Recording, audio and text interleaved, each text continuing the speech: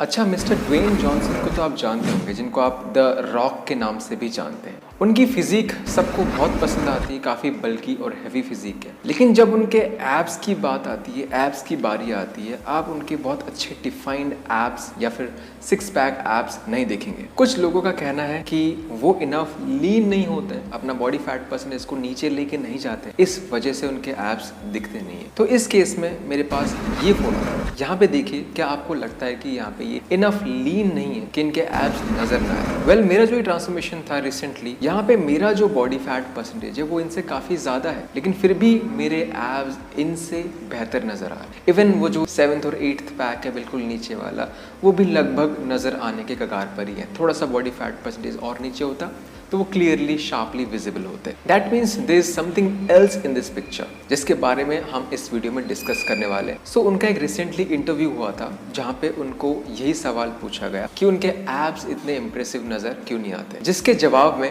वो कुछ ये बोलते हैं। What's wrong with the Rock's abs?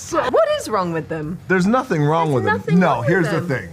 No, I got like a 5.5 pack. Okay. Sometimes a 4.5 pack. Okay. I tore in a wrestling match. I tore the top of my quad off my pelvis. And then what that did, that caused a chain reaction and it tore my abdomen wall. So then I had to do triple hernia emergency surgery of a tear, and a tear.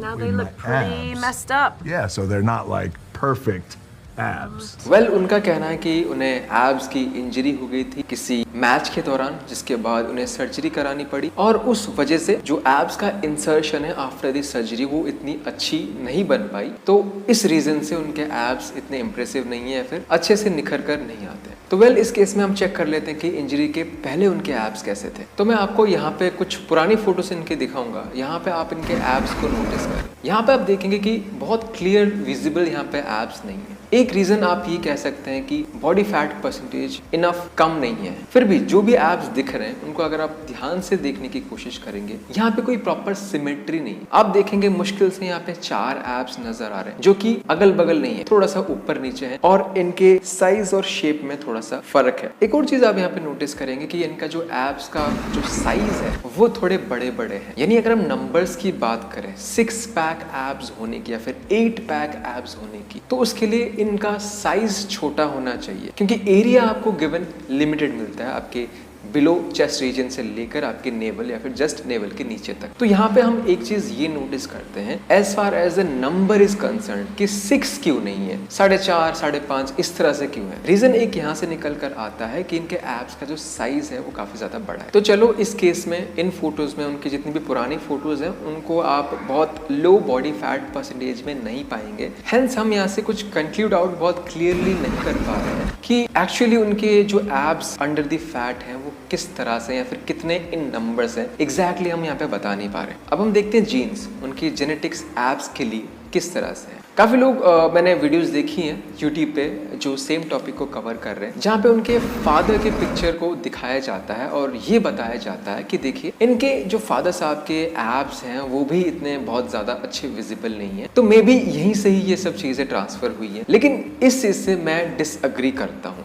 आप अपना views जरूर बताना। अगर आपको experience enough है workout का, अपने abs को फ्लेक्स करने का, बॉडी फ्लॉन्ट करने का, आप यहाँ पे एक चीज नोटिस करेंगे कि इनके फादर साहब के जो एब्स है ना वो एक रिलैक्स्ड स्टेट में है। उन्होंने यहाँ पे एब्स को फ्लेक्स नहीं करा हुआ है। तो मुझे लगता है कि अगर यहाँ पे इनके फादर साहब अपने एब्स को फ्लेक्स करें, उनके एब्स काफ़ी अच्छे से निखर कर आएंगे। तो मुझे नहीं लगता उनके फादर के बहुत ख़राब एब्स थे जो कि इन पे ट्रांसफ़र हुआ है, इनके पास आया है। तो फिर आया कहाँ से? आंसर है जीन्स। अब जीन्स का, जेनेटिक्स का मतलब ये नहीं होता कि कोई चीज़ जो कि ट्रांसफ़र ही हुई है। कुछ चीज़ें ऐसी होती हैं जो कि आपसे शुरुआत होती हैं, आप में वो अलग पाई जाती है। मे बी आप उस चीज़ को अपने नेक्स्ट जनरेशन में ट्रांसफ़र करें। तो हमेशा जीन्स का मतलब ये नहीं होता कि ट्रांसफ़र ही हुआ है। जीन्स का मतलब हम ये भी बोल सकते हैं कि something that is not under your control. आप उसको कंट्रोल कर ही नहीं सकते। हो सकता है कि आपसे ही वो चीज़ शुरू हुई है है आप अपने नेक्स्ट फर्दर जनरेशन में उसको ट्रांसफर कर सकते हैं। So what I think is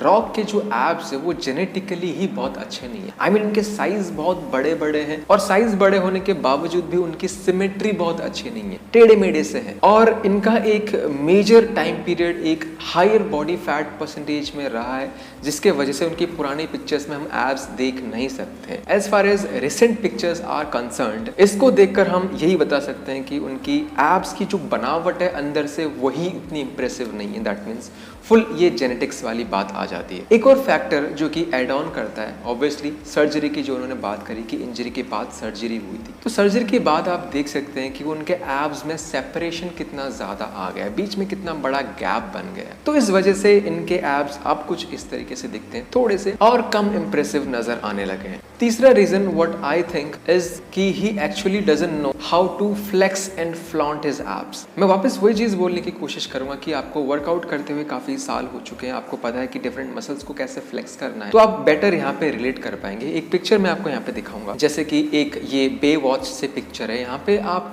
कहीं ना कहीं महसूस कर रहे होंगे कि यार काश अगर इस पोजीशन पे, इस स्पॉट पे मैं होता तो मे बी मैं थोड़ा सा और अपने एयर को अपने गट से एक्सपेल आउट करके अपने एब्स को और टाइट शो कर सकता था। सो बताने का मेरा मतलब है what I feel is the rock को अपने एब्स को बहुत अच्छे से फ्लेक्स भी नहीं करना आता, क्योंकि as far as body fat percentage is concerned, इतने बॉडी फैट परसेंटेज में इजीली आपके एब्स दिख जाते हैं। कुछ और पिक्चर दिखाऊंगा यहाँ पे, अगर देखेंगे उनके वेन्स पॉप आउट हो रहे हैं, कितनी पतली स्किन है, आप उनके शोल्डर्स, डेल्ट्स, चेस्ट, आर्म्स देख सकते हैं। यहाँ पे इतना बॉडी फैट परसेंटेज नहीं नजर आ रहा। क्लियरली एब्डोमेन एरिया में भी आप देख सकते हैं कि अगर इस तरह से आपकी स्किन फोल्ड हो रही है, दैट मीन्स बहुत ज्यादा बॉडी फैट यहाँ पे नहीं है। आप कम बॉडी फैट परसेंटेज वाले लोगों को देखेंगे, उनकी जब भी यहाँ पे एब्डोमेन एरिया में स्किन फोल्ड होता है ना, वो कुछ इस तरीके से ही होता है। तो वन ऑफ द रीजंस जो मैं बताने की कोशिश कर रहा हूँ कि he doesn't know how to flex his abs. एक और रीजन जो मैं बताना चाहूंगा, विद एजिंग आपका जो मिड सेक्शन है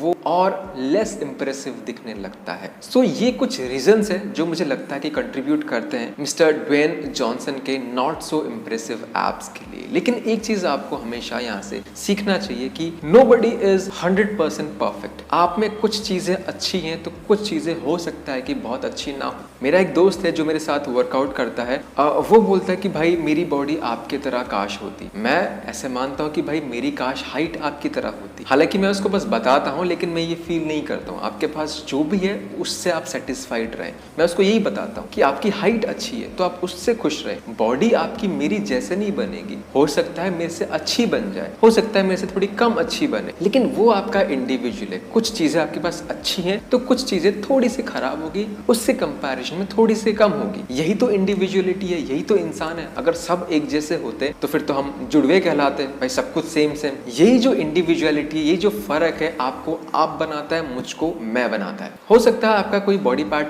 लैगिंग है, आपने सालों से मेहनत करी है, सब कुछ आजमा लिया है, डिफरेंट एक्सपर्ट से कंसल्ट कर लिया, सब कुछ कर लिया है, लेकिन वो फिर भी उतना अच्छा निखर कर नहीं आ रहा है। तो इट्स टाइम कि आप उसको एक्सेप्ट कर लें कि भाई आप उसी तरह से ही बनाए गए हैं, आप उसमें ज्यादा कुछ छेड़छाड़ नहीं कर सकते। वेल, लाइट भी चली गई है, अभी गर्मी हो जाएगी, फटाफट वीडियो को खत्म करते हैं। वीडियो अच्छी लगी तो वीडियो को लाइक करके शेयर जरूर करें। मिलते हैं एक नई वीडियो के साथ। Till then stay fit, stay healthy. This is Manas, take care.